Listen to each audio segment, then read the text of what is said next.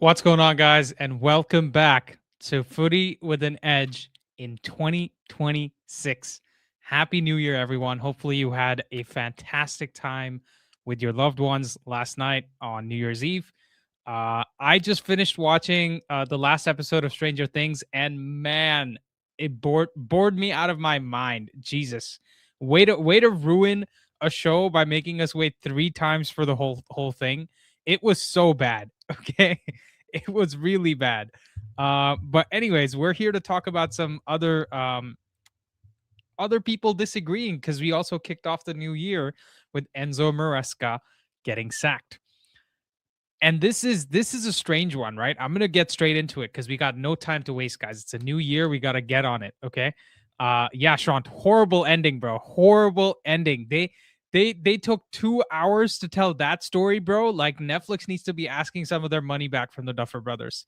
Seriously. But anyways, let's focus on the topics. Maybe in the call-in show we can, bitch a little bit about the Duffer Brothers and why they should never be given any other show to make ever again. Anyways, okay. So guys, we got to start the show today with the major managerial development in the Premier League, which is Enzo Maresca leaving Chelsea. Chelsea officially announced on New Year's Day that they and Maresca had mutually parted ways after 18 months in charge. The club statement thanked him for leading Chelsea to the UEFA Conference League title and the FIFA Club World Cup, but also made it clear that both sides felt a change was needed to give the team their best chance of getting the season back on track. So, according to reports, it wasn't about the results, although Chelsea had just won one of their last 7 Premier League games, dropping down to 5th in the table. It was more to do with a breakdown in the relationship between Maresca and the Chelsea board. Now, multiple outlets are citing. ZTK13 says, Happy New Year, Andy. Goldbridge collab when? Yeah. I mean, I don't think he doesn't do collabs, dude. He doesn't do it with anybody. It's rare enough that he left a comment on my video, but I don't think he's gonna do it. So yeah, maybe one day. Let's see. Anyway, so it wasn't just about the results, right? The relationship broke down with the board. And multiple outlets are citing that disagreements over medical return to play protocols, where the club's medical department retained final authority and Maresca felt constrained in how he could manage injuries. There was also frustration internally with the ownership, culminating in public comments from Maresca about the worst 48 hours of his tenure and him missing a post-match press conference, which sources say surprised his own staff. There was also speculation about links to other clubs, including reported talks with Man City regarding a future managerial opening, which reportedly became a distraction behind the scenes. And I was talking to Sean off air, and he said they were calling the players were calling Maresca Pep Zero in the club. Maybe that was the straw that broke the camel's back. Anyways, despite his contract running until 2029, Maresca and Chelsea agreed a parting of ways, and it's understood the decision was unanimous from the board. So Bedad Egbali, Todd Bowley, all the dilly-dallying that they do, they just all decided that it was time for him to leave. So essentially, a manager with silverware on his CV got some solid early success into a long-term project. And he left not because of outright failure, but because the working relationship became untenable. So what we're here to discuss today is how that dovetails with the Amorim situation, right? How can that could something like this happen to United, basically, with Ruben Amorim? And that's the question we got to answer today. Let's see, we got almost 60 people watching, guys. Please drop a like on the stream. Let me just start a poll here.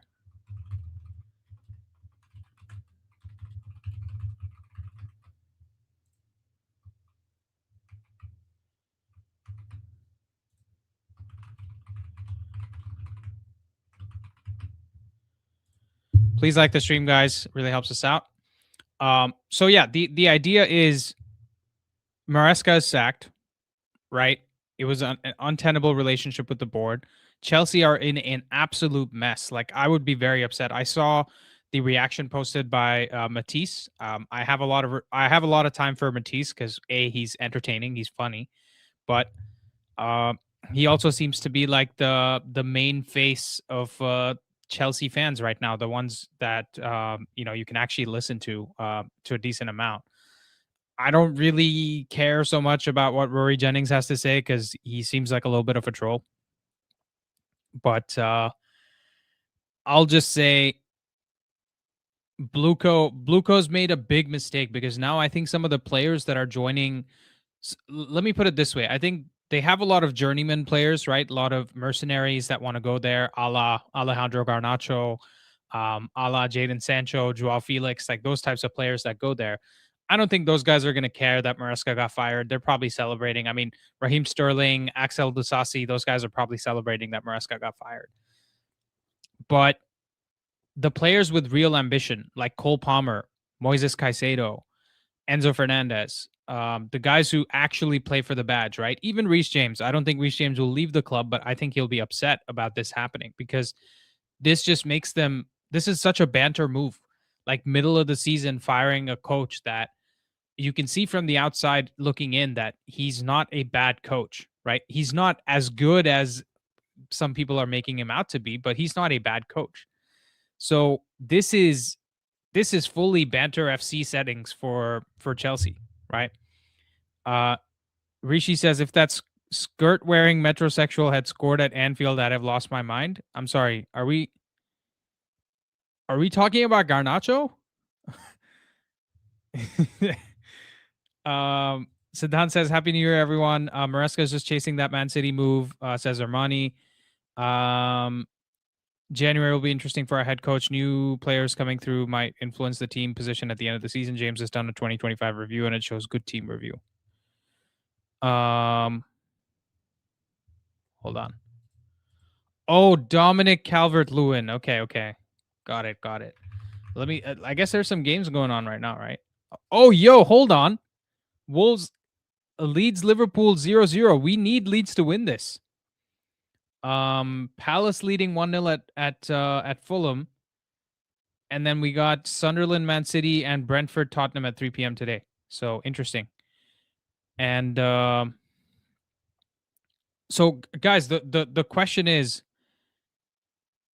the environment at Chelsea has failed, right? And this is a leadership group that thinks they know what they're doing. So if we transition this to the Amorim situation, what parallels can we actually draw, right? So I'm going to look at the Amorim situation now, and let me walk you through some parallels that I can see. The question is, could Amorim reach the same breaking point that Maresca just reached, where he was done with the project and he said, I'd rather walk, I'd go somewhere else? So it's not about Amorim being weak, emotional, or incapable of problem solving, right? Gosh, we have seen him problem solve at this club. We have seen him deal with 100 interviews per week. We've seen him deal with vile abuse from, let's say, sources in the media that other people respect, a la Jamie Carragher, and from sources in the media that a lot of United fans respect, like Gary Neville, like Paul Scholes. So it's about whether INEOS has given him a job that is structurally impossible, and whether history tells us that Amorim is someone who can tolerate that indefinitely. Because here's the truth about Amorim's history. There's credible reporting from Portugal and England that's consistently described Amorim as extremely principled about project clarity. He's unwilling to accept roles where sporting control is compromised. He is comfortable saying no, even at the cost of his own career, right? So if he feels like this isn't working out, he's happy to walk away. And before United, he walked away from multiple Premier League approaches, including West Ham, due to concerns over squad quality, control, and short-termism. At Sporting, he repeatedly made it clear that he would only stay if the club aligned recruitment with his tactical vision. And the current United situation mirrors the red lines around which Amorim, threatened to walk away, essentially. So what we're seeing now is we have a squad built with no margin for injuries. There are key profiles missing for his system, including midfield legs, technical defenders, pressing forwards, the right profile of wingbacks. There's a few things that are missing in the squad. There's a extremely heavy reliance on Bruno Fernandes with no structural replacement. And we're here in January, and there's no clear signs from the club that we're going to go invest in January. And so these are exactly the types of conditions where Amorim has previously decided or threatened to walk away, or at least he has flagged it as unacceptable. And I think from the outside looking in, we would all also say these are unacceptable conditions for us to run an actual football club. Now, I want to caveat this, or sorry, not caveat. I want to add something to this, which is there were reports that Amorim's already threatened twice, I think, to walk away. One was within the first month of him being at the club. I think he joined in November and he said he was going to walk away in December. And there was another time that I forget when he actually said that he was going to quit. Maybe it was after the season ended or something like that. So it seems to me that we are in a situation where INEOS hasn't held up their end of the bargain, but Ruben Amorim has. Now, I want to be clear. I'm not saying INEOS have been useless. They haven't done anything. They've brought in some of the right players. They have empowered Amorim to make the right decisions in terms of resetting the culture, etc. But it seems to be that there is so much work to be done from both sides, from the manager side, from INEOS' side, that Ruben Amorim has done a lot more than you could have expected him to do, right? One man to take all of that shit and still be positive, still stay at the club and carry things forward. He's done that. He's done his side of the bargain. But INEOS, who also had a lot to do, I feel like they've done about 60% of what they could have, right? There's still a 40% that's left to be done, and they can make that up in January. But it seems like this might be another version of last year's January, where we got somebody like Patrick Dorgu in through the door. That is useless. I'm sorry. If we get another player like Patrick Dorgu, 20 to 30 million, that doesn't really give us much. That is useless. We can't do anything with that. Let me see. We got 80 people watching, guys. Please smash that like button and help the stream. It's New Year's Day. Sorry. Let's be nice to each other. And let me just go through some of the other notes here. Hold on. I hear myself. Okay, there we go. So Amorim isn't threatening. He's being predictable. There's no reports of Amorim actively trying to resign, and that's important. But credible journalists have already noted that there's frustration with the squad balance. There's an awareness internally that the project was left dangerously thin. And there's an acceptance that the system is being judged without the tools that are required to run it properly. And Amorim staying quiet publicly is consistent with his character, not necessarily proof that he's unhappy or even happy. Like Maresca at Chelsea, the issue wouldn't be results. It would be working conditions, a breakdown between the manager's vision and ownership execution. So sometimes, just like Maresca has decided the job isn't good enough, he might decide the job isn't good enough. Now, the real question for fans is not will Amorim quit? It's how many more months can INEOS ask him to coach around poor working conditions, around structural failure before his credibility breaks? And that leads us directly into the next talking point, which is what players can we bring in January so that Amorim actually has a project that he can get behind? And why don't we bring in Shant and Bully Lover 69 to talk about which players can help us get the job done? How you gentlemen doing? Happy New Year's, doing man. Good. How are you? Happy New Year. So what can we do, brothers? We got some Bosnian connects. Can we get Pjanic to come back? Is that No, Pjanic is in Russia, living his best life.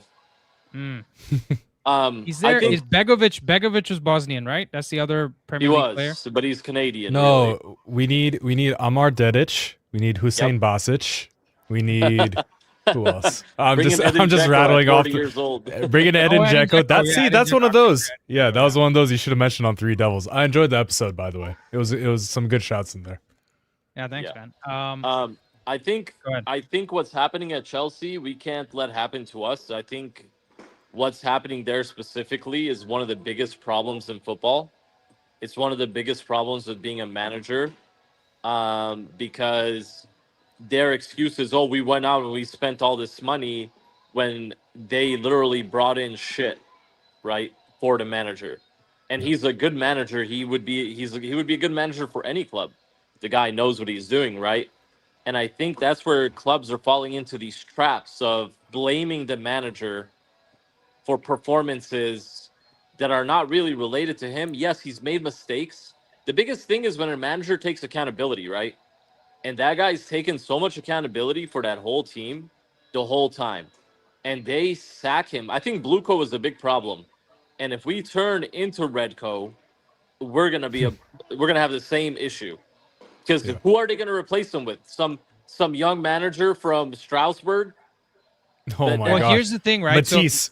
So, it's they're calling him Matisse Rossinier. I call him Memphis Depay's studious brother. But let me ask you, what can he do that Maresca couldn't? Maresca's a great manager. Teams would kill to have a manager like that. I think it's just about. So I think it's a good chance that they get Memphis Depay to manage that team, and he has the same problem 2 years down the line, right? Because I think Maresca's got. This is the problem with that Blueco has, right? Like the companies make dumb decisions all the time. Organizations make dumb decisions all the time. If we look at the Fortune 500, every type of organization makes dumb decisions. The problem is football has so much visibility for everybody that everyone can now see that Maresca is not the problem, Blueco is the problem. And that's the issue Blueco has. Because if they've got rid of somebody that wasn't good enough, nobody would bat an eye. The problem is that Maresca knows how bad Blueco appears in public, so making this decision actually suits him well. So that's why the next guy will come in, this Rossinier guy. He'll build up his CV over 2 years, and some other club will twerk for him to come join them. Maybe Liverpool, maybe someone else. And then he'll be like, you know what? This is not good enough for me. I'm out. And that's the issue that Blueco has.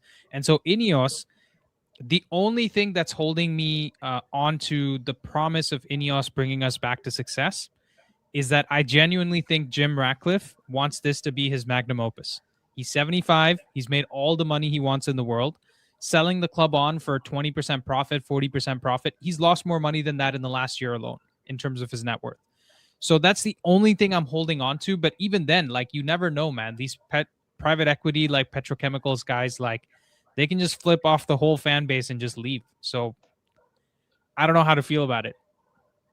As long as they don't take my manager with them, I'm happy with that. Because changing a manager every year or 2 years is diabolical. It's insane. You're not letting these guys come and do what you're hiring them to do. It's like if I hired you to come and do, let's just say, redo my pool, right? And you tell me it's going to take me 3 weeks, and I tell you have 1 week, and whatever you did in that 1 week, I'm firing you after that and hiring somebody else to come and try to fix it. No, you give me 3 weeks when you hire me, and then a week later you're like, it's not done yet. What the fuck, right? Exactly. Exactly. Yeah. And then you ask me to get you some materials, and then I go get half the materials you need. Yeah. And then you're like, what the hell, man? I ran out of materials. And then I'm like, well, you should have done it better with the materials I gave you. Yeah. I'll go a step ahead. I'll even say that you haven't even given him any hammer and shit, and you're like, he's been scraping those tiles off with his hands, and his hands have gotten bloody. Right? Exactly. That's literally where we are. So does Amorim have the tools to do well? I think he's overachieving. I think every single metric that was set on United before the season started, he's exceeded. And I think that if they get rid of Amorim, this club is going to be in big, big trouble. It doesn't even matter who else they bring in, because it's a year and a half wasted of what they've been doing. So I think instead of talking about who we should bring in, I think we should talk about how lucky we are that we still have our manager instead of what's going on at Chelsea. Because do you have your camera on a timer or something? Oh no, I'm on my phone right now. I have my daughter, and I don't think you want to see where I bought her a new. That's fair. bubble machine, and my whole house is filled with bubbles right now. So Nice, nice. That's how Maresca is celebrating after getting out of that toxic relationship too. Yeah, but if you look at what the club, if Shant is right and the players are saying that about him, imagine that you got a bunch of Garnachos in there. Yep.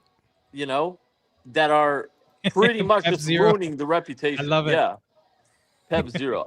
I think we need to avoid sacking our manager at all costs, whatever it takes. I hate that for Chelsea fans. By the way, I watched two different videos this morning of Chelsea fans going crazy, and they're blaming Blue Coat. They know what's up.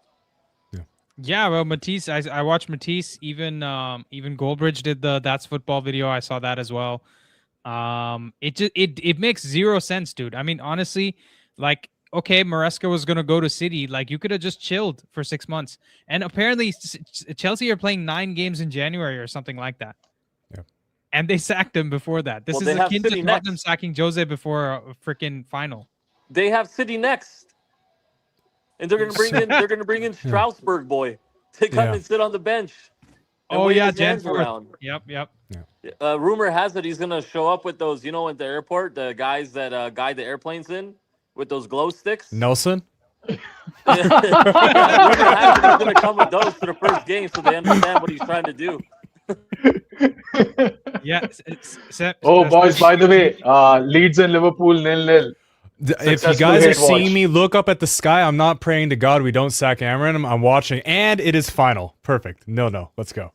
Yeah. So it's done.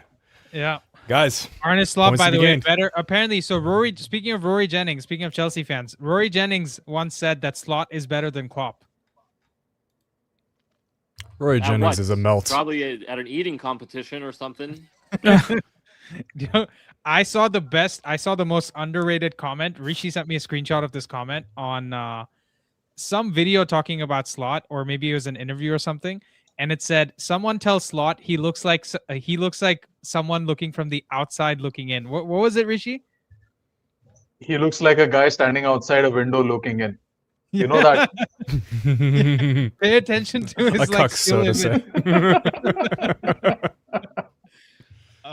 but anyways, look, Palace and Fulham drawing too. Like, these are 2 good results for us. Now if doesn't bode well the for Palace Sunday, match over. I think they have a minute left in stoppage time. It's not over yet, but they're drawing. That's what I said. Oh, Fulham almost won. By the way, if Fulham wins this, they're on 26 points, dude. They're like 1 win away from us. What the hell is going on with this damn table, dude? What a compacted mid-table, man. Yeah, but if Sunderland, they should have scored. Wins, they're above us, by the way. Yeah. Who fucked up, dude? That was like almost like a tap-in, dude. Oh my God, he was 4 yards away, dude. It's still 7 points between... Who's this idiot? It's Joachim Andersen, right? The centre-back at Fulham. Dude, he was 4 yards away and he couldn't shoot it in. What an idiot. Oh my God. He was watching Raheem Sterling footage before the game started.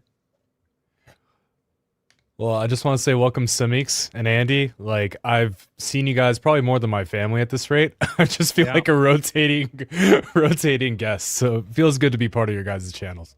But it's almost Shant, it's almost like you're being spit roasted by Andy and Samix.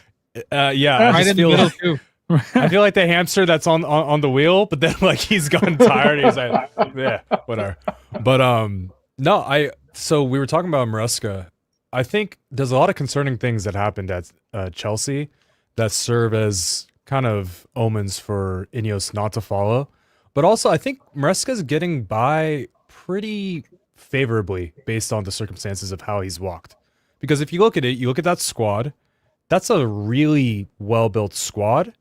And for him to have those disappointing results... Better than ours. Yeah. One that I would say, if given to Amorim, I think would be closer in contention to the title spots than what Maresca's gotten to 2. Oh, absolutely. Those 2 central midfielders and their wingback options alone. It's perfectly built for Amorim stuff. But even beyond that, I think it's a little disconcerting that they signed a manager that had within the clause a breakout that if City were going to approach him, he could start discussing with City directly. Like, that is a very disloyal thing. Maresca. That was with it. That was within his contract. What the clause was about? It was about any club approaching him, right? I guess what I believe it was a specificity just for City because of the connection that Maresca had at City. So obviously, people in the chat can verify I could be completely off. But if that is the case, Chelsea has lost their esteem. Can we discuss the whole story, not just the nuance of it? Like, what was the clause? I didn't read it. So that's what I'm saying. What I've read from Twitter and sources that I would trust said that during the period of breakdown in the November and going into December results, Maresca had mentioned to Chelsea that he had been contacted by City hierarchy. Yeah. He spoke to them twice or something, right? But not that it wasn't sanctioned, that it was actually explicitly said in the contract, if something like that were to happen, he would be allowed to continue discussions with them. Whereas otherwise, like, it would have been more of a club-to-club approach. So you had a manager that wasn't fully sold on the project, but the project had already had $1 billion plus invested into that squad, at least from squad value perspective. And they're just buying players left, right, and center, accumulating. So everyone's looking like, oh, what a madness that Blueco are doing. Kind of like how we were emoting when INEOS got, unfortunately, Ugarte. We said, INEOS, what a madness. But Blueco had been doing that. They've just been playing Football Manager, just transfer to my club, stockpiling. Giovanni Quenda is still at Sporting. He's coming there next year. You've got so much talent, and then talent that's gone all the way to Strasbourg as well. Wait, hold on. There's other players they purchased from Brazil that are still about to come. They keep doing these like 10, 15, 20 million deals that we don't even really know about. But here's also, the thing, right? Who the hell is this Dario Esugo, dude? Like, there's all these players that a player that you put him in the lower half of the table, we would look at him and then we would pay, what, 50, 60 million pounds. They're stockpiling just elite youth, but then doing it for the reasons of just making a balance sheet profit because they barely have them playing any time, so they don't have to have too much exposure on the pitch, and then they just sell them for a profit because they're on such long wage structures anyways. It's disgusting what they're doing. Yeah, this is a FM tactic where you just go to the Brazilian league and you just sign like the highest match rating kids, and then you bring them to your club, and then you sell them a year later to the likes of Brighton and Brentford and all the Moneyball teams. Like, you buy them for 10 to 20 million, you sell them for 40 million. So they're running the club like. Listen, I know it's a business at the end of the day, but I hate when my club shows that they're running it as a business. I don't actually hate it. The problem is, hold on, that's what I'm trying to say though. The problem is they're not even good at doing that. Yeah, exactly. Because the thing is, they purchased Moises. So I'll tell you the good players they have in their team right now, right? It's Moises Caicedo, Cole Palmer, Enzo Fernandez, Estevao. You could argue João Pedro is good. And then who else? There's not one other player that really stands out, right? I think that Sanchez, the keeper, is okay. The three wing backs.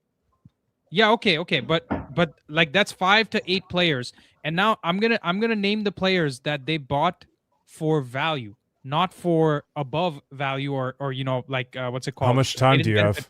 Because here's the thing with Moises Caicedo, they bought him at the top of his value, right? He hasn't surpassed his value. Enzo Fernandez, same thing. They bought him at his top of his value. Estevao, you could argue. We will see how it goes out, but you can say he's maybe the quality. One that... They're actually changing their whole system to be geared towards him. Good. Yeah, he's good. He's amazing. No, okay, he's good. I'm saying so. Estevao is one you could say that they've purchased that is good value. Cole Palmer, they bought him for 40. He's 120 now, right? That was kind of a last space. Watch this space on Cole Palmer. I hear you, and then they purchased Cucurella, who was for 65 million. People thought they were crazy for doing that. And it looked like he was a 40 million player. Now he's shown that he's probably a 60, 70 million player. So I would still argue they paid the right value for him. They didn't really pay under what he was worth. So I'm still looking at Reece James was from their academy. Okay. So they've made so many bad signings like Mudryk. He's looking to play in the Olympics for Ukraine. You know what I'm saying? Mudryk is gone. Mudryk is just over. Andy, can I just read out their transfer list from this season, Chelsea's transfer list? They have a goalie Mike Penders for 17 million pounds. Dario Esugo, DM from Sporting, 18 million pounds. Liam Delap, 30 million. Mamadou Sarr from Strasbourg. That's like, under the table within the same house, like kind of a thing. 12 million. Kendry from Colombia, I think, Independiente del Valle. I think it's the same place where Kendry Paez. Caicedo came Yeah. from. Yep. Kendry Paez, 17.2 million. Joao Pedro, 55 million. Jamie Gittins, 48.5 million. Jorel Hato, 35.5 million. Hato. I Estevao. totally forgot about Hato. Estevao, 29 million pounds. Alejandro Garnacho, 40 million.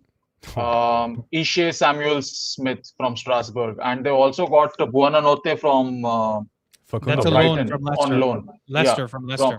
From Leicester or Brighton? Yeah, from Leicester. Brighton. Are you sure? He's from Brighton, dude. Yeah, He's from Brighton.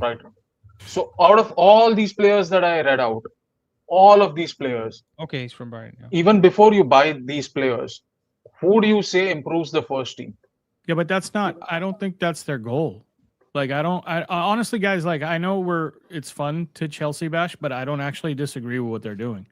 And like Andy said, Caicedo, they're not going to make their money back. Enzo, they're not going to make their money back. I don't think those were bought for the same reasons as the ones Rishi just named.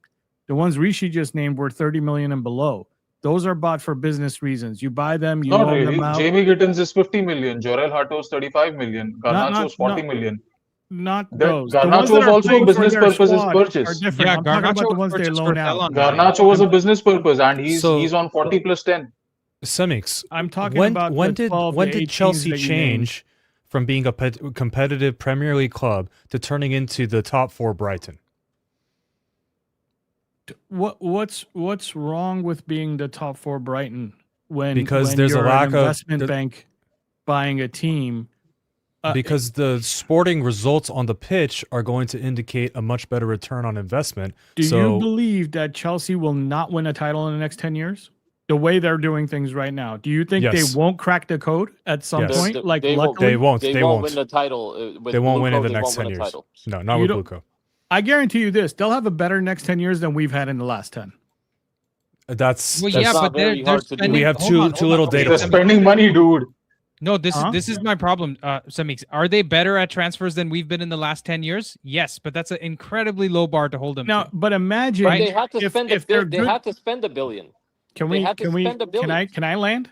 Yeah, go for Imagine if they're good businessmen and they learn, okay, we spent all this money, here's where we failed and here's where we didn't, and then they adjust their data points, get better recruitment, better data, and as long as they keep pumping money in, you don't think they're going to figure this out in the next 10 years? Because I don't think that they're going to keep pumping money in and not learn. Here's the problem, Semix, right? The problem is that the goal isn't clear. Sometimes it looks like they're trying to flip, 20 million into 40 million, but they've invested $2 billion for it to make that small profit, right? And sometimes it seems like what you're saying, which is, eventually this will go towards, a team that's good enough to go win the league. My problem with this whole thing, you mentioned investment bankers, right? You mentioned private equity, whatever you want to call it. There's something called fiscal responsibility that they're not showing at all. They're being so reckless with their money. And so for that reason, I can't believe that they're trying to make, because listen, for every 20 million that they have potentially made in some of the sell-ons that they've done so far, they have wasted money on the likes of Sterling. They've wasted money on the likes of Garnacho, I would argue. I didn't say they made good decisions. I'm talking about the actual plan. I'm not talking about the decisions they made with the plan. I'm talking about the actual, what they're trying to accomplish. That doesn't mean they're going to be successful accomplishing. Can I ask a question? And I'm sure there's financial people. One thing. Oh my god! One more thing. Okay, first he had the apron, and now he has a. Yeah, bro. Do you need help, bro? Looks like you got a washroom, kitchen, everything's in the same room. When Bluco bought it from Abramovich, they had to spend $1 billion, correct? Yeah, they were forced to spend the first billion. Yes. They were forced. And now with the FSR, how Andy said, they can't bring in players unless they get rid of players, by the way. So their spending is over. That was my only angle I was going to ask you, Simix. So there's the learning aspect. I totally get that. And in a vacuum, when you make a lot of decisions like that, there's more data points for you to say, that wasn't a good signing. Oh, that was a really good signing. What's the penance for their frivolous spending? That is where the angle that I'm coming at. Pause. It's no longer a cart penance. Oh, okay. Hold on. Say that again. Go, 1, 2, 3, go. Shut the. Okay. Production value, guys. That's what you get here on this channel. But so that type of like discretion that they used to have with just carte blanche, spend whatever the heck you want. We're just gonna get whatever we're gonna ship these youth off to Strasbourg, and then we're just gonna stockpile them and sell them. I don't envision Premier League allowing that for going too much further, because every single cycle of 3, 4, 5 years, there's a new financial structure that becomes implemented that makes it more difficult for them. The only reason they were able to afford making all these transfers was because of selling the women's team to themselves, selling the hotel. These are dodgy dealings. We can't just be looking at that and say, they've already been INEOS, do that. By UEFA, by the way, they've already been sanctioned by UEFA for going over their 70% thing like 2 years ago, and so did Aston Villa. So they're already in like big trouble. This seems, that's what I'm trying to get to, Samix. This seems like slightly better than the Everton project, under which they spent money and got worse. And they seem to be continually spending money at a much larger scale than Everton. They're getting some of their transfers right, but that's my point though. They're lucking into some of these things. That Cucurella actually proved himself to be a 60-70 million player. Cole Palmer actually went from 40 million to 120 million. And to be honest with you, Sean has mentioned before that I think Cole Palmer will want to leave, and I think they might even have to sell him at this point. They the will. Amount of money that they're spending, because that's the only transfer that makes them money. And I don't think they'll mind though. I don't. As long as they sell. And I agree with you, profit, Samix. I agree with you. I don't think they'll mind. And my point is that like they figured out that. I'm not talking about Enzo and I'm not talking about Caicedo. So let's not bring up those that are like already you paid top dollar. You're not going to make anything off those. But they figured out that if they bring in a Val, he could be worth 6 times more than maybe 5 or 4 times more than what they paid for him. You can have 3 failures as long as 1 out of every 4 or 5 of these cheaper buys works out. He's going to pay for everything else. And I don't let me put it. How do I put this? Maybe it's because I'm scarred because my ownership group does the exact opposite. And somewhere in the middle, understand that. Somewhere in the middle lies where the answer really is, right? Somewhere in the middle of what the Glazers do and what Blueco's doing is where correct is. You should be okay with buying players that might fail. Yeah. But you should be buying an abundance of players so you can find that diamond in the rough, and that one guy will pay for everything else, all your other failures. So here's the issue, right, Samix, because this is like, you know, how insurance companies make their money, right? Because or this is kind of the flip side of that. I see what you're saying. Yeah, I see where you're going with that. If they have to make the money from all the premiums so that when there's a payout, which could be far larger than the premium, that they still don't go under as a company. So their actuarial models, they have to price them accordingly so that they still walk away with a big profit, right? And then they're assholes and they don't try to pay them out and all that. That's all a bunch of nonsense. For me, the actuarial math of what Chelsea are doing is completely wrong. So what you're saying about buying 3 players, and as long as one of the 4 works out, that's good. It is way more likely that a transfer doesn't work out than it is that it works out. Right, so banking your whole strategy on finding an Estevao every summer is madness. Hold on one second. With you saying that, then, if INEOS is sitting here and going, I'm not going to buy a midfielder this January until I can guarantee it works out, whereas even if you brought in Elliot Anderson, it might not work out. Correct? We're not. I'm not having the INEOS let's put in a vacuum conversation though. I'm just I'm talking about Blueco by itself. My point is the fundamental and the mentality though. My point is like not how they've spent their money. I don't give a damn who their recruiters chose, because I agree with you. Like they haven't spent the money on the right players, but I don't mind the tactic, if you will. Do you get what I'm trying to say? Like if you had Brighton's like recruitment and you bought 10 players and in Brighton like recruitment, you know you're going to find some successes in there because they do a great job recruiting. Though it's not Brighton like. That's my point, Samix. So listen, I don't think any of us is sitting here defending Blueco anyways. You're talking about one part of their strategy. Did you read my name? You wish INEOS would adapt, right? You wish INEOS would do that. And I'll tell you what, INEOS with buying all the young players that they're buying, like captains of under 17s, under 18 teams around and the world. And they are doing that for the academy, for sure. Yes. For sure. They are doing that. My point is just that let's just say we had the Chelsea ownership group at United. I would be pissed about every single thing they're doing and the way they're doing it, because I'll tell you why. they right now, you could argue Enzo Fernandez, Moises Caicedo, Cole Palmer are world class. Reece James on his day, world class, right? Kukurea on his day can pocket like Lamine Yamal, right? That's world class. Okay. International. So you have enough players there. On. You're so close to unlocking the key, and you're wasting freaking 17 millions on a freaking Colombian kid I don't care about, and buying 4 of those instead of going and buying one player that can go win me the league next year. That's the thing I'm pissed about. I don't care about their strategy of making 30 million from a 17 million player. Like, that's nonsense to me. As a fan, I don't care about that. So if we had their same owners, I'd be saying the exact same thing about us. Now, describe the expenditure Liverpool did last summer. Is that now the same as what Blueco does, where they overspent and bought a bunch? It's 100 times better. It's so much better. FSG I can hear the game, by the way. We're going to get a copyright strike if whoever's playing the game. Is that only on my end? That's on your end. The game? Oh, it's my Peacock. Never mind. Bro, you got to do the beep now. Do the beep. Do the beep. I was like, one of you guys is playing the game. No, so we all know that insurance is a scam. So are we trying to say what Chelsea's doing is a scam as well?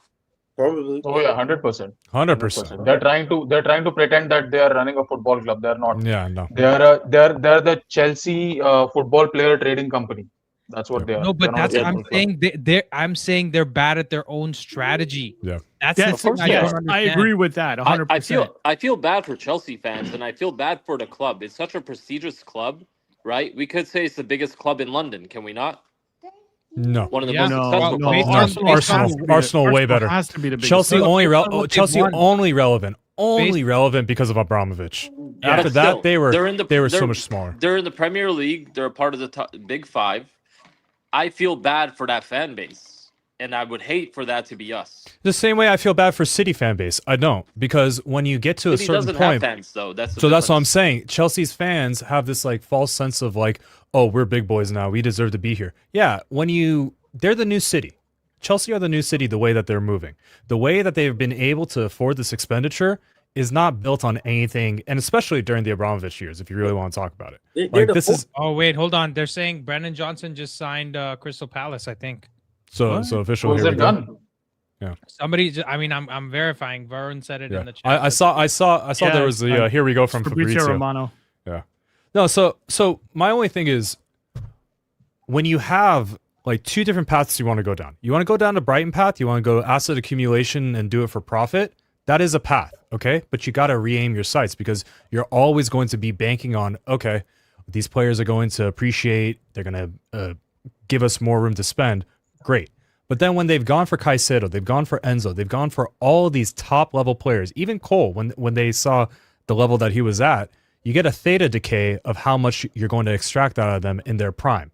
So during this time, instead of giving them tried and proven, like a number 9 that could actually lead the line for them, instead of this like half 9 in João Pedro and then Delap, who's just dog. And then you have so many parts of the squad. And to me, a manager that did not get the most out of that squad. A manager that's going to be playing with inverted fullbacks. This is the new Ten Hag, in my opinion. He doesn't play inspiring football. Maresca. Yeah, but also they had so many guardrails around what he could and couldn't do. Right. And they also gave him like 50 players in a squad that could only have like 25 or whatever the limits are. Right. So I do have some sympathies with Maresca. I think he also doesn't look as good as he could be if he was at a better managed club. I think we can say that, to be fair, because if you are talking about Ten Hag, we've talked about this several times. I think all the managers we've had would have been 10% better, at least, if we had better ownership. Yeah. Right. Every single manager, even Oli, even Ten Hag, even Van Gaal, even freaking David Moyes. I still don't think there is any pathway for Ten Hag. Even Ruben. The league. Yeah, well, Ruben, obviously. We agree with Ruben, obviously. But how much? I was going to ask another question. So with this result, with Leeds pulling out that draw, how much longer does Slot have? Do you think he sees out the season? Yeah, he's unbeaten for 7 or 8 games. I think they're going to keep him. He's unbeaten in the last 7 or 8 games. Yeah. Wow. Yeah. Okay. It's a properly run club. Good for us. Keep him no matter what. Good for us. But with Johnson going to Crystal Palace, do you think that raises the odds of Crystal Palace letting Mateta go? Potentially. I think it's a bad move for us. Raises their ceiling for top 4. You think Mateta's a bad Mateta move is for a us, bad Rishi? move for us. Yeah, Yeah, absolutely. of course. Because he's an XG underperformer. Yeah, He's the reason why Palace aren't firmly in the top four. yeah. Right? He's Our kind of strategy has I been to sign XG overperformers, and he does not fit in with that model. He's also But Rishi, putting you know 9 in the what? summer. Can I just say at Palace, they have a system that creates for their center forward, yes. and then it's too much for him to catch up with. Whereas what we would need him to come and do is actually create more for Cunha and Mbumo. And so Well- we could see Cunha and Mbumo going up, and we may not actually need that much finishing from Mateta because we're not seeing that many chances falling to Šeško. But Šeško already does that pretty good. Šeško has more assists than he has goals, right?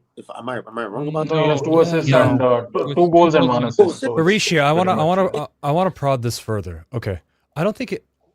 There's certain things that I think that are binary. If this player has this, we're going for them. Like, are they cleanly been professionals? Have they had the brunt of the responsibility in their other clubs to carry? I think those are the type of figures, like a leadership aspect. But I don't think XG underperformance or XG overperformance is like a metric that they've looked at. Oh, we need to get that in. Because you look at Šeško, he's underperformed, like, in his XG for sure.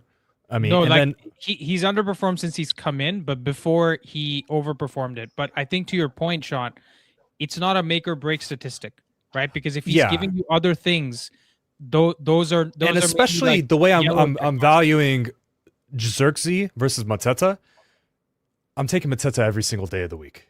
Yeah, if you're trading Xerxes for Mateta and it's going to cost you the same to get Mateta in that it is to sell Xerxes, are you doing it? 100%. So it's a wash. Let's say it's a wash. Would you do it? 100%. Yeah.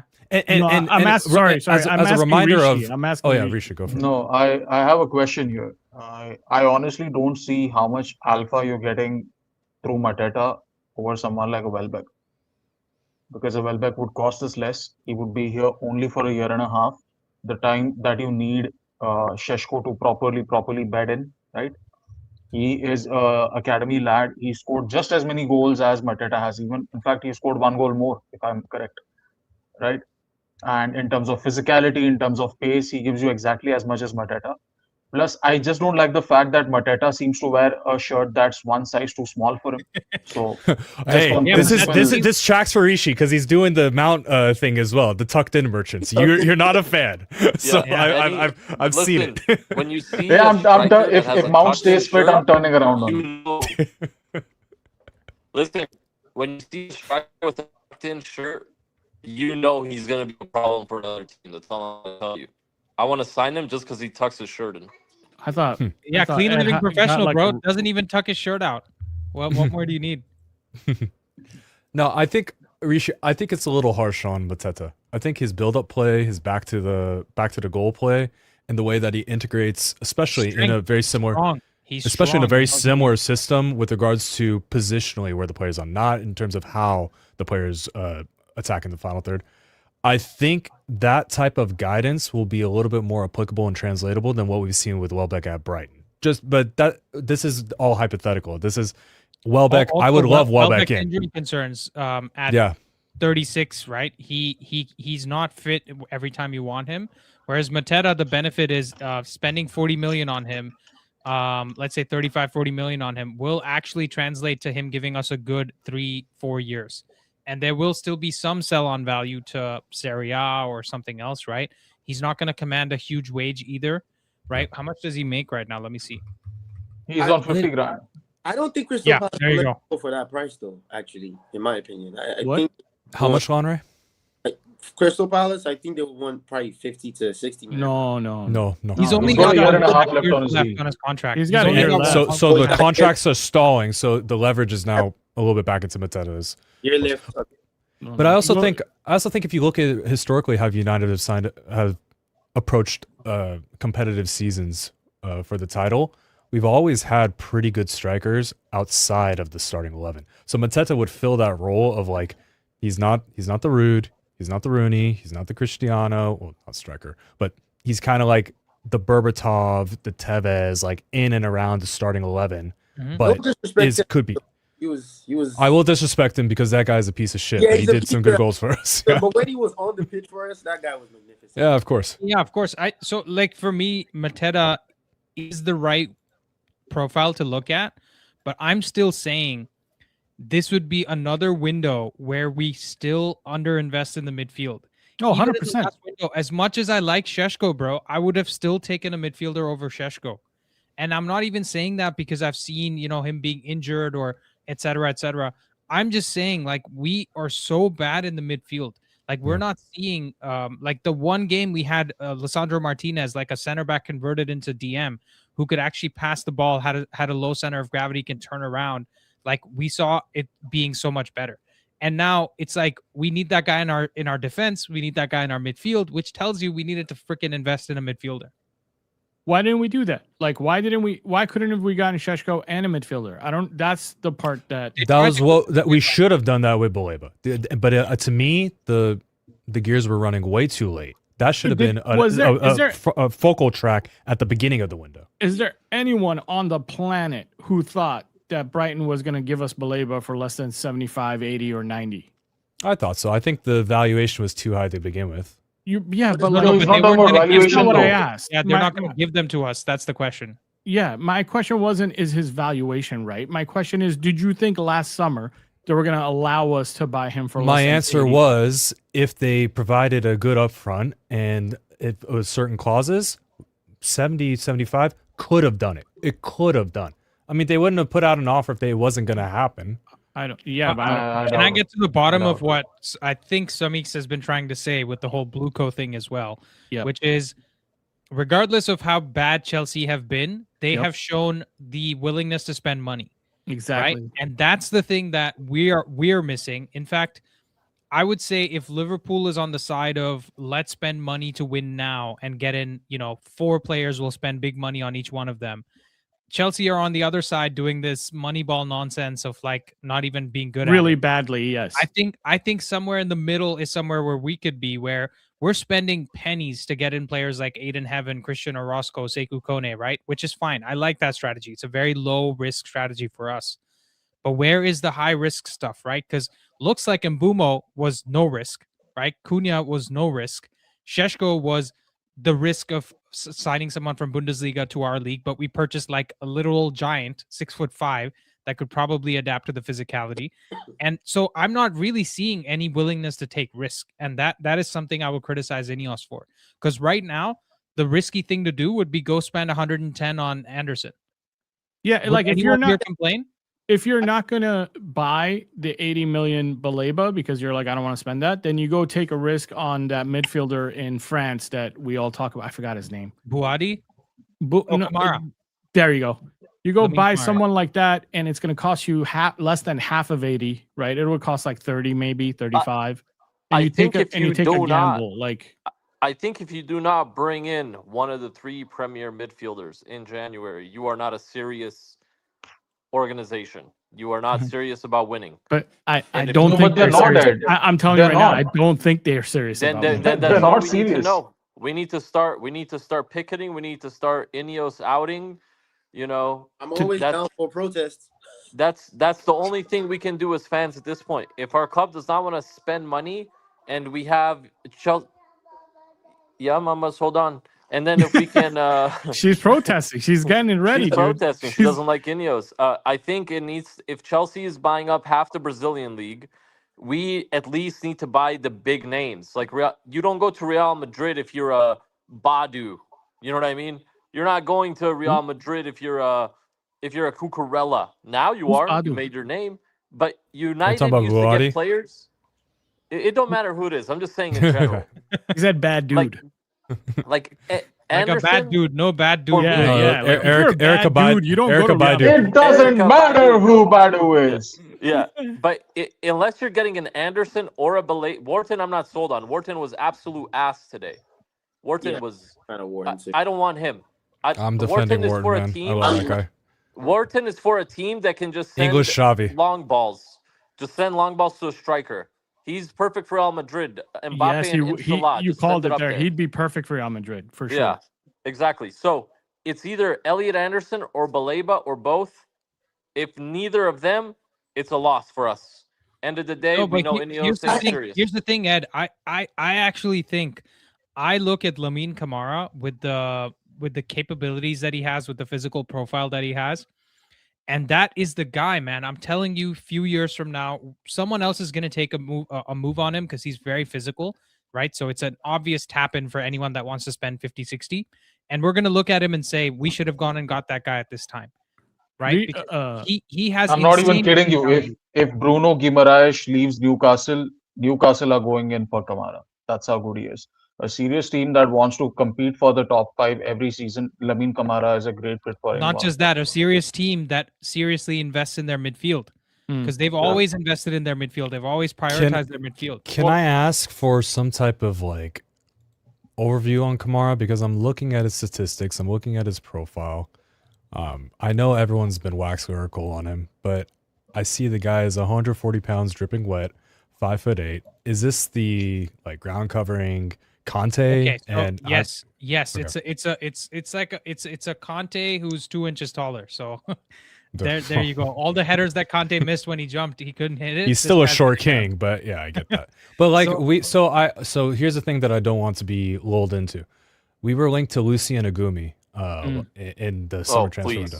That guy he's terrible on the ball. Horrible. That guy is horrible. Yeah. But if you look at the statistics, he is the Tactico's dream. He's in the top 99 percentile for forward passes. He covers a lot of ground. No, but that's not true. That's not true, Sean. Even you look at his statistics now again. He's terrible on the ball. Like his best attributes are. I didn't say on the. I didn't say on the ball. I said that his forward passes, like those, his interceptions. In the last 365 days, when look versus La Liga, but it was like in the 90th percentiles. He's in 90th percentile for assists. Taking offense, he's like 5'8" isn't short, bro. What do you mean? Yeah, my bad. My bad. We've been triggering him since yesterday. Yeah, because he was saying yesterday too. I made a comment about a 5'8". But anyways, so listen, hold on. I hear you, Sean. I'm not just looking at the stats, right? No. I've analyzed this guy, and I'm not accusing you either. But I want to say what was I'm telling you that with the Gume, I looked at the stats, and I think Rishi or somebody else on the panel said they looked at him and he didn't really have a good first touch or wasn't good on the ball, something like that. So I take their word for it. But when I see Lamine Kamara, I'm seeing somebody who can get across the pitch. He plays for Senegal every single game as well. I don't know actually if he's injured or what in AFCON. I haven't been following him in AFCON. No, he came up 2 games ago. I think he's not starting this AFCON, to be honest, though. Sure, fair enough. They have like 5 Cisses in the team, so maybe he's one of them are getting ahead of him. Still young. But for Lamine Kamara, when I watch him for Monaco, I think they beat PSG. They beat PSG. They beat PSG 1-0. Or he was one of the best players on the pitch. Right, okay. And that's against like Vitinha, João Neves, like all these midfielders that we would love to take. Yeah, other midgets, the midget league. Yeah, but he kills them, right? I'm telling you, he kills them, and he's got a decent pass on him, and he's also a very good dribbler.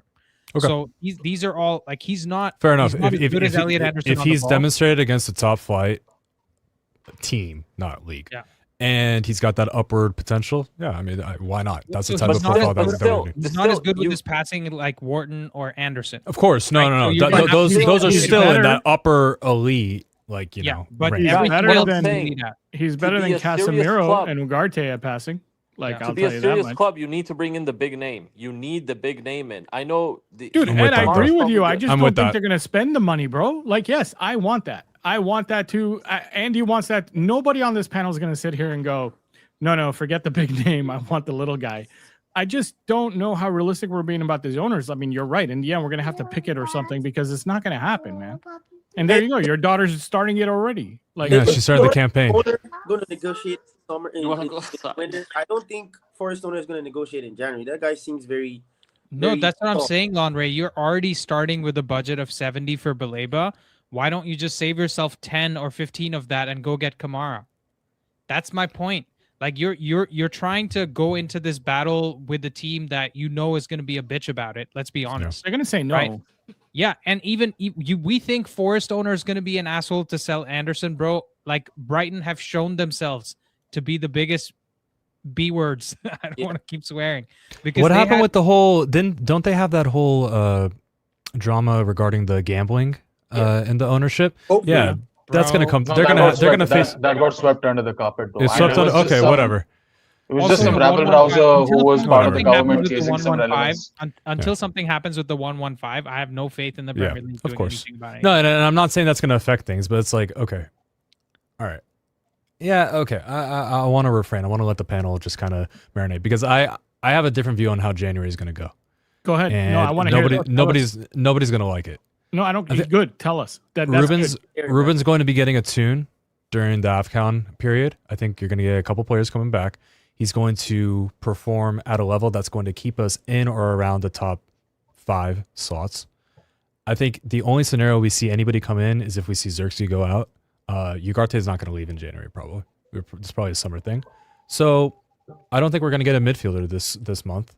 I think all those deals, if we're talking about Gallagher, if we're talking about João Gomes, they're not looking for permanent deals with those guys. They're looking for loan and loan with option, not anything serious. What they really want is that summer Anderson, Baleba, Wharton type of star player.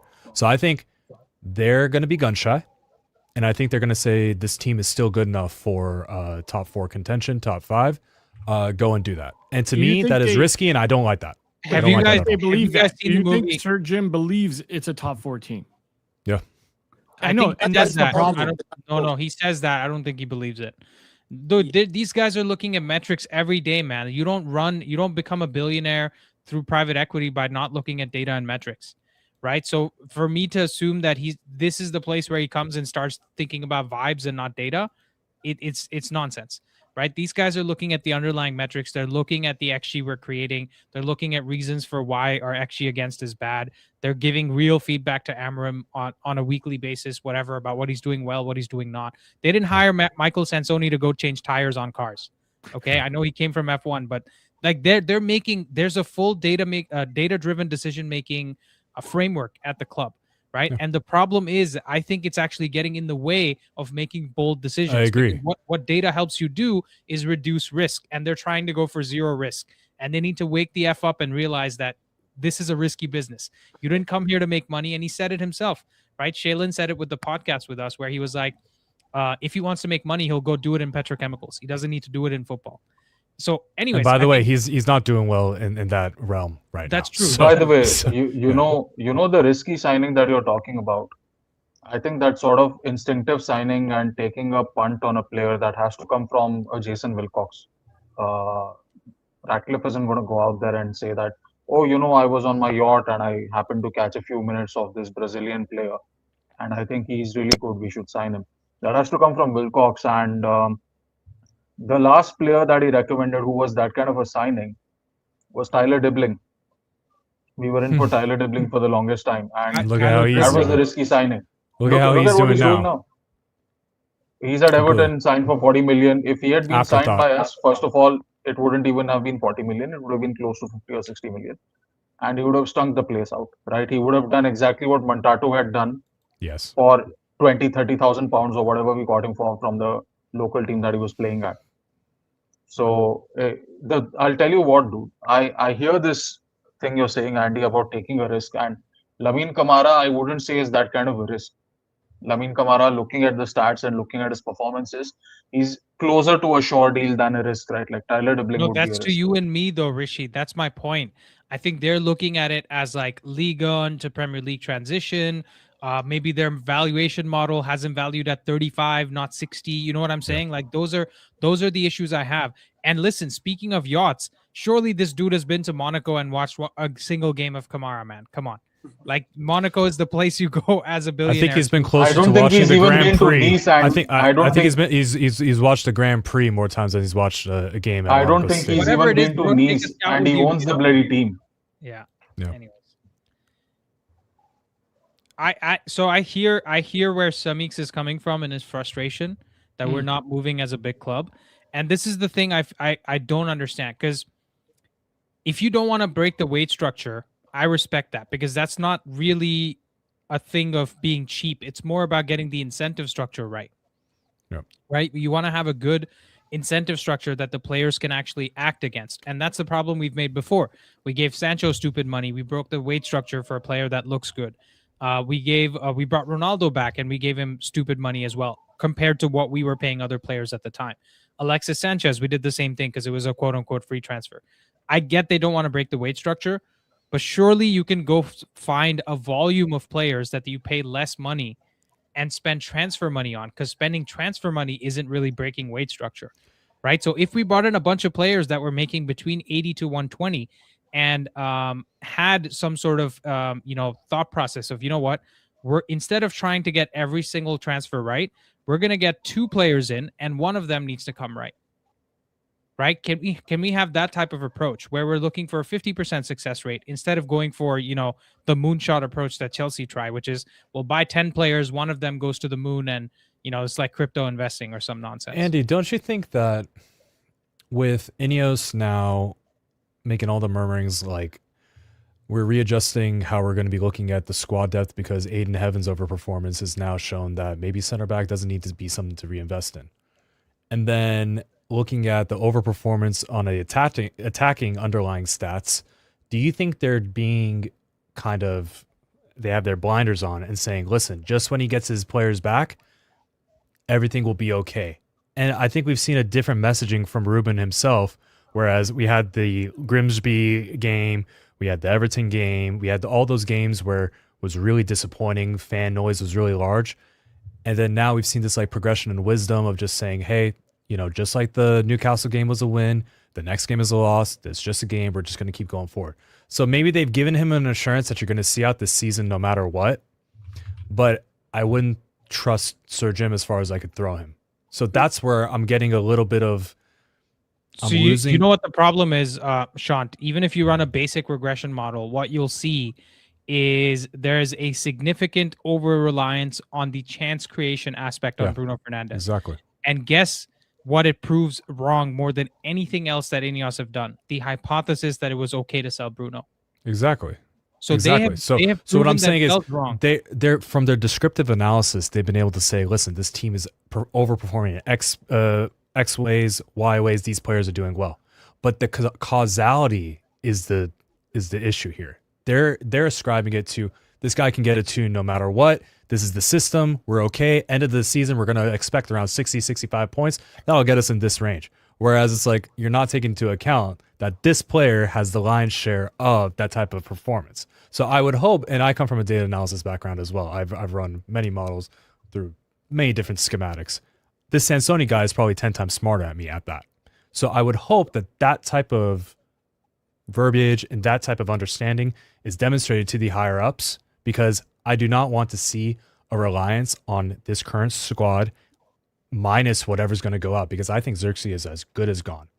And even if he's not gone, he's gone on the pitch. I think the Bruno thing with the stats, right? Like whatever models they're running, the over-reliance on Bruno has just shown them that, we probably still sell Casemiro in the summer, but we can no longer sell Bruno because that 60 million is not going to do anything for us. Right, we're gonna get 60 for Bruno and get 15 million per year off the wage. By the way, that frustrated me as well. We were being linked with the Saudi clubs going in for Bruno, and then we were getting triple digit in the 100 million plus, and then all of a sudden this clause comes out of 50 something million. And whenever a clause is applicable for one club or one team, the other teams now that's their basis, that's their anchor. So we were never gonna get like a true value based on how much Bruno's worth for us. So I'm disgusted at the idea that this was a conversation to be had, and then we banked on having him, and yet we have no contingency plan going forward for playing with him or without him. So I spoke about this with Semix yesterday.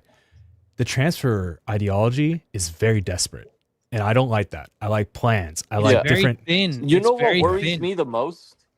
If we as the fans that don't have any of this data, that have to use different websites that don't have direct, statisticians, can see that Bruno walks on any team in the world as a midfielder, any team in the world, and we're trying to sell him.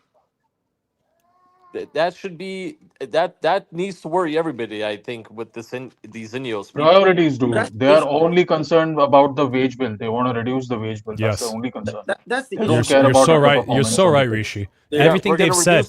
First thing that Jim said, he said, based on our expectation is how much wages we can get and the performance. And he pointed at Casemiro as that example of player performance versus wage. Even the Gary Neville interview, what did he say? He said, how many of the top wage earners does Amorim have at his disposal?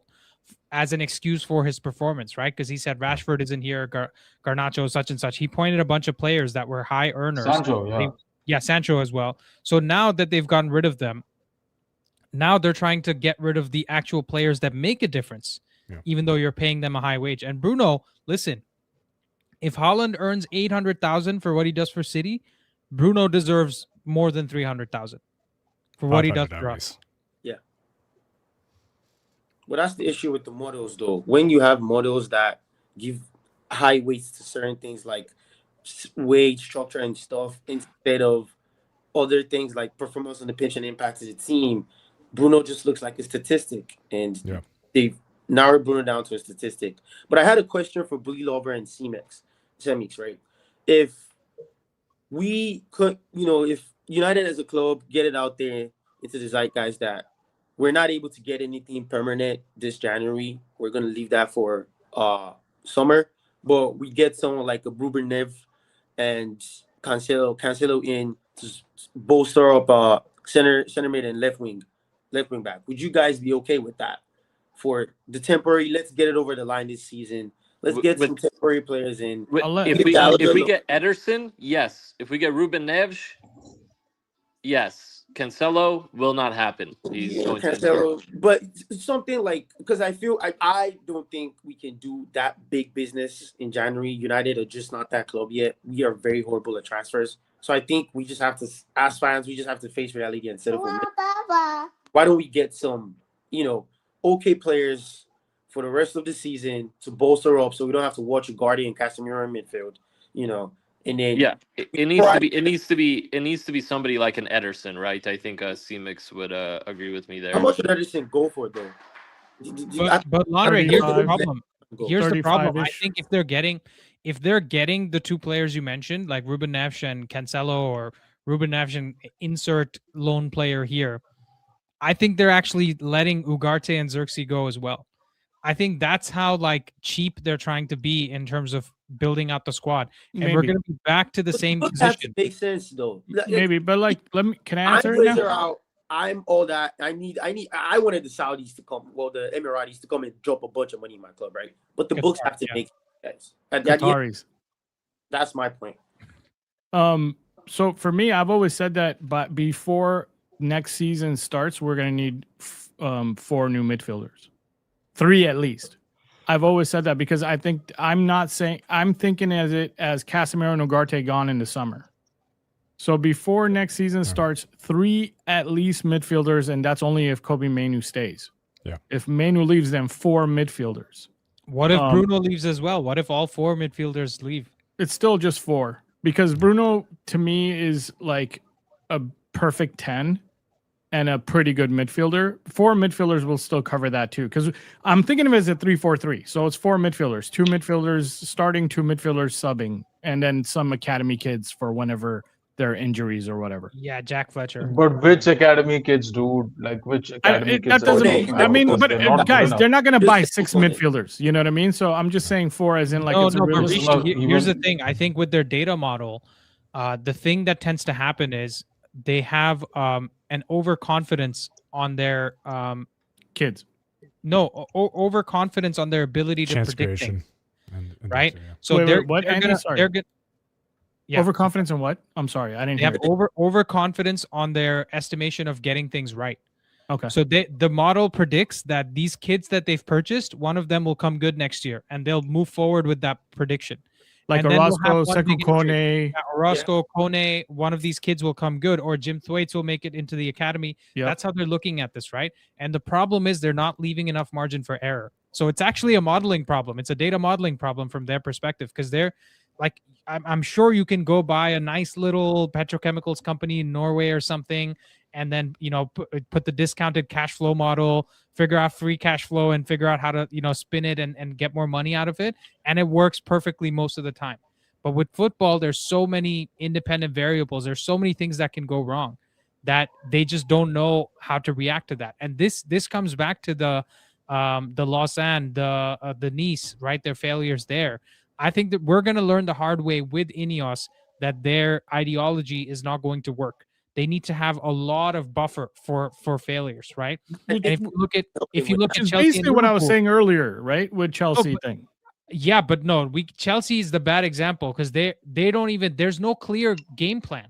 At least with INEOS, I see a clear game plan. I see they're trying to break down the wage structure. They're trying to get rid of the lunch ladies.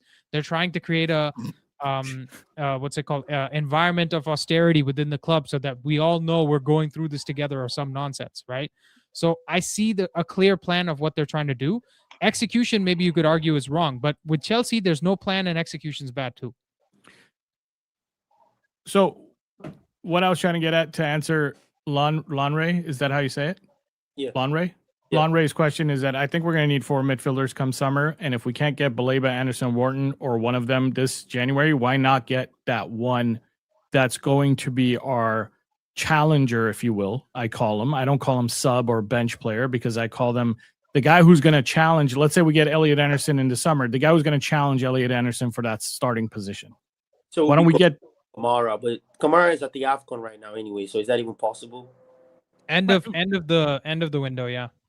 Yeah, it is in the window. But even if it's not Kamara, what if it's somebody? I don't know whoever they think is that challenger. And if they think that challenger is Conor Gallagher, I'm gonna jump out the window. But hopefully, they think the challenger is actually someone who's going to challenge. But I mean, guys, if they get Conor Gallagher, somebody needs to be put in prison. Guys, also remember this is United. There's a put Gallagher in prison. Yeah, I was gonna say we know who the person is. There's a very high possibility that we sign no one this January. This is Manchester United, and the Glazers are still in this club, by the way. So then, where do we finish? Man, 6 to 8. Ruben Amorim. I'm guessing 8. Inshallah, that's where we finish. I want any of you guys, if any of you can give me a logical explanation for why these people are not going to sign a player. And I'm not saying that they have their model says that we're going to get to 60 or 65 points or whatever. Even with all the players fit before AFCON, we saw that it was touch and go with the season, right? Like Champions League qualification was hanging on by a thread. The difference between 5th and 7th place could be as little as 1 or 2 points. Now, when the margins are that thin, even with all your players fit and available, even before AFCON, with Bruno injured, what is a logical reason for them to not go out and sign? And I'm not buying the whole, he'll get a tune out of these players in January, because that's not going to happen. We've seen on the evidence of the last 2 games. What if they sign, but it's not who you think it? Like, what if it's Mateta and that's who they signed, and they didn't go for a midfielder? They went for Mateta because literally every story right now is about a forward-thinking player for more chance creation, which drives me nuts. Like, I don't. So when you say logical reason, I don't even have a logical reason for that explanation. Yeah, that's what. Like, I have no logical explanation for that. Like, why is there no midfielder being linked? All these names that are being thrown out for all of Michael Sansoni's genius.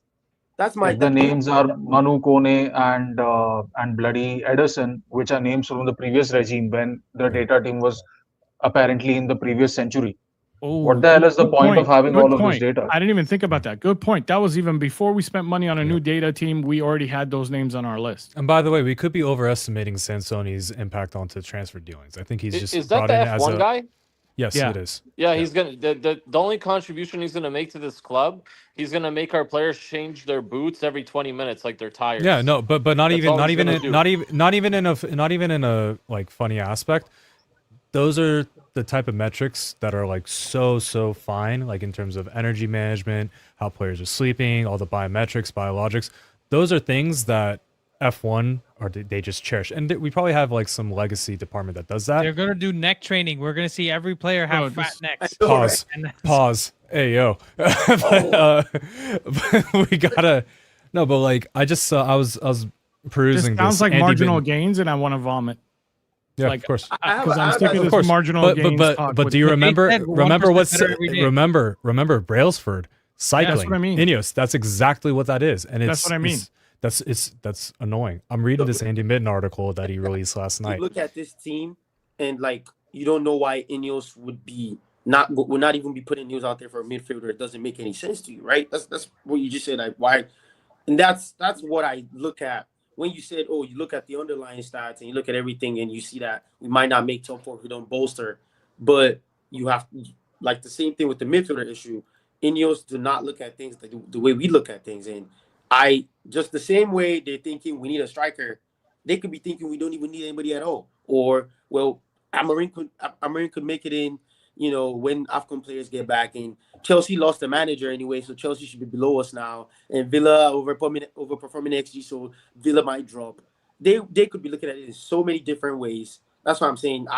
Here's But Lanre, that is still dumb. That is still dumb. That's what he's saying. That's what he's saying. That's what Lanre is saying.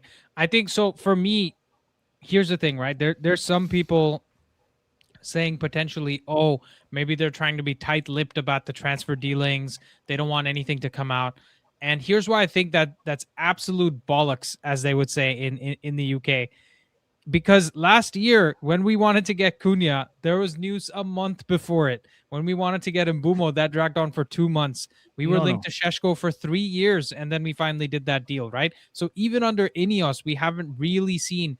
Maybe like the Xerxes move was the one that I remember where we kind of didn't have a lot of noise before we went and did that. Euro was that. Euro as well. We jumped in at the last minute and got that one done. Euro. There was talk, man. I made videos about it before he came. There was talk because there was a whole. He's going to Real Madrid, but Omar Barada is talking to him. Rio Ferdinand. It wasn't like 2 months. There was a lot. Right? It wasn't 2 months. It wasn't 2 months. It wasn't 2 months. It was like 2 weeks. Like it's less than average of what we've seen under even under INEOS. Sure. Even with the Baleba thing, it's been going on for so long. Even Anderson and Wharton, it's been dragging the whole freaking season. I just don't think if INEOS's goal is to say we want to buy undervalued assets and then develop their real value at the club, this is a horrible way to go about it. To be linked with a player for a whole season, let the whole world know that we're in for this guy, and then either the club that's selling it to you gives a really high price, or other clubs that are potentially interested just outbid you. So I'm not understanding where the strategy is coming from, where the respect. I think the biggest holdup right now is, and I was just reading the Andy Mitten article, and we all know Andy Mitten is the mouthpiece for United. It's a good article. United want to sign players that want to sign for us. They don't want to have players that are just in one camp or another. Cunha wanted to come to us, and Mbuma wanted to come to us. Šeško, once he realized that we were going in, he wanted to come to us. If we're getting into dealings with players that are weighing their options, like it's going to be an Anderson, we're not going to see an Anderson in January. As much as I want the £100 million bid, it's not going to come. Baleba wants to come to us, so maybe if we are ambitious, maybe put out a really aggressive bid and finally get them off their sheets. But other than that, based on what we have so far and based on what we've seen and how they approach the transfer market, I don't think we're going to see really anything. Maybe a couple loans at the end of the window, but that's it. Tabi Samfana says a lot of reports have stated that the internal target is Europe and top 6. All right, I guess he means top 6. They may not buy if they believe this squad will get them 6th in Europa. Yeah, which they won't. Like they won't get top 6 with this squad, but okay. And also, like, if their plan is we're going to buy players that want to come to us, every player in League 1 or like Serie A would love to come to us. Go find one there. But I'm so sorry to interrupt. Can I just address Thabi's super chat here?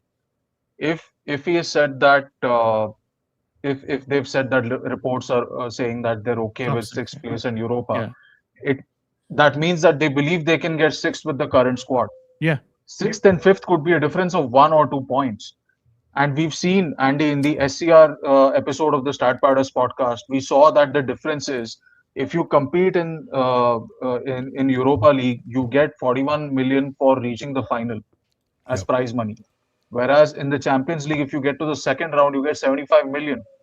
You're almost doubling, and you're doubling your money by reaching the round of 16 and the placing in the Premier League. You get at least another 10-15. Also, the access to players. Hold on, access to the players that you have in the summer because you have Champions League also completely changes. Hold on, guys. Hold on. I've got better news. Liverpool made £90 million just by reaching round of 16 from TV money, Champions League TV money. Yeah, that's money we don't even get close to in the Europa League. Rishi, though, you're speaking like way smarter than they do in the board meetings. I feel like in the board meetings they think about worst case scenarios, expenses, and bottom line so much that they don't think investment and return on investment, especially in the middle of a season. I refuse to believe that. No, hold on. I refuse to believe that. Here's why. I think they have a lot of the same hypotheses that Rishi does. The problem is they have to put the money where their mouth is, and they're starting to think about the risks a little too much. So that's the same thing. They understand what Rishi said. They're not that stupid. But you guys want to know why they don't fire off? Glazers. Glazers out. We're gonna go to the Glazers. That's the reason. No, but that's the reason. The reason they cannot sign off is because INEOS have already poured in as much money as they can towards the renovation at Carrington. They've already given the cash injection that they have. Anything they want to now access is going to be on a highly leveraged revolving credit facility and whatever cash on reserve that they do have. Drawing from that is going to be extremely high risk if they don't reach their certain metrics. So they rather do a wait and see, just based on the data points that we have. This is a calculated analysis of where we're going to reach. Do I think that's the right method? No. But based on everything I've seen, based on how McKinsey and Associates operates, based on every PE firm, that's what they do. They're trying to cut corners. I was under the impression that the football operations and all those decisions are up to INEOS. No, the sporting decisions are up to INEOS, but they have to sanction. The Glazer brothers are still very much involved from all the reports that I've seen. Yeah, breaking news. The Glazers do not give one single shit about what anybody else thinks. But they have money coming in from sales that they've made, like Hoyland and stuff like. So there is money coming in. But that still needs to be sanctioned by the Glazers. If the Glazers are not convinced, which they've shown over the past decades or so, no matter what type of autonomy that INEOS believe they have, they still need to get the explicit approval from the Glazers.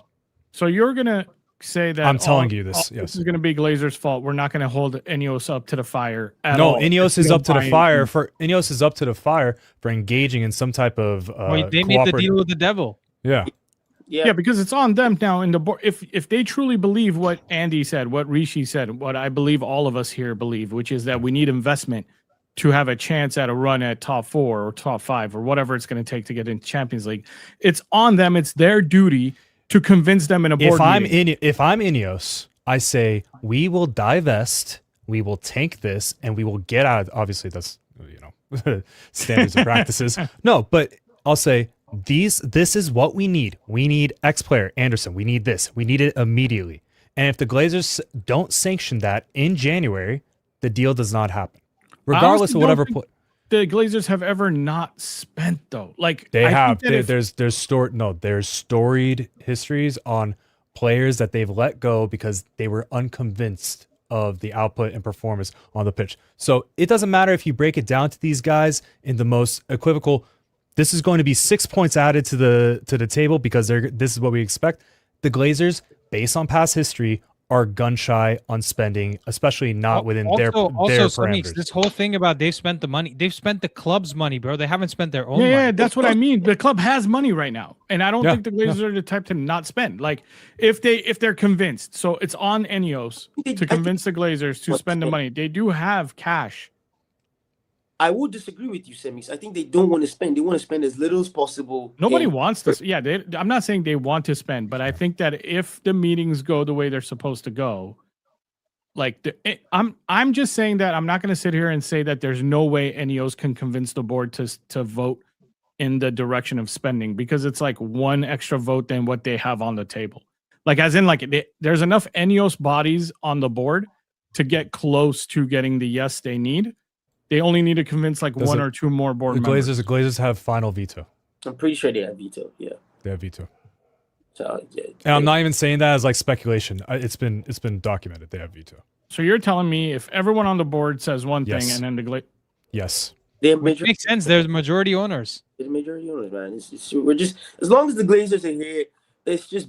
Don't get your hopes. No, but that's the thing, guys. I want to pivot this, and I want to make this the last 5-minute discussion, right? My wife's at home today, so I want to go spend some time with her New Year's Day.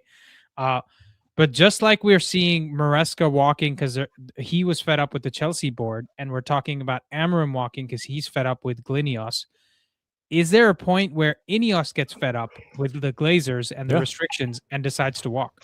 I think that's more likely. Possibly, yeah.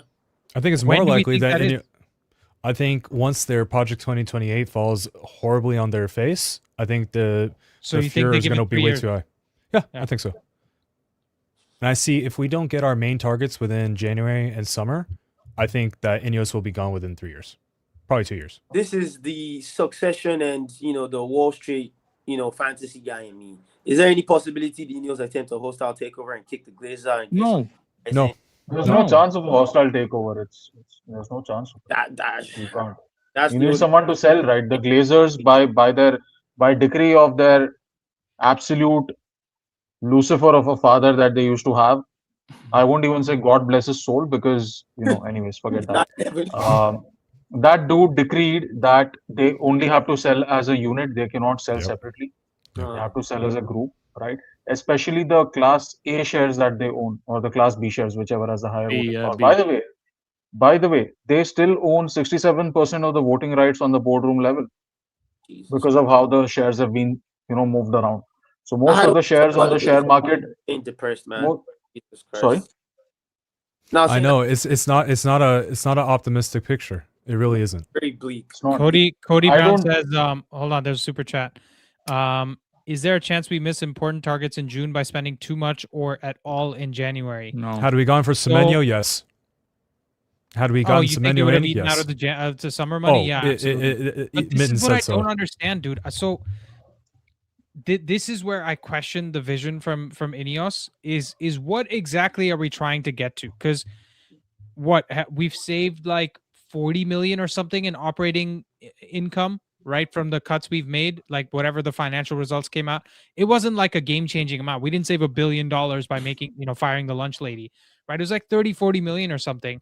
What is going to be the point of that other than it's fiscally responsible? Give me a point of where that translates into something we do in the market, right? Because I agree with you. I think we get Semenyo. That is one transfer less we do in the summer.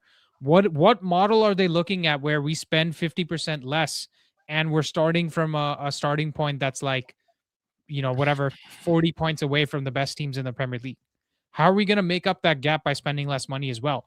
It would be wishful thinking. You'd literally need to be staring at a model that tells you can buy these 5 players and every single one of them is going to 5x in value. And that's the only way, right? So I don't see how that's going to come. Like they're literally like sitting there with their eyes closed, pretending they're blind or the world can't see them.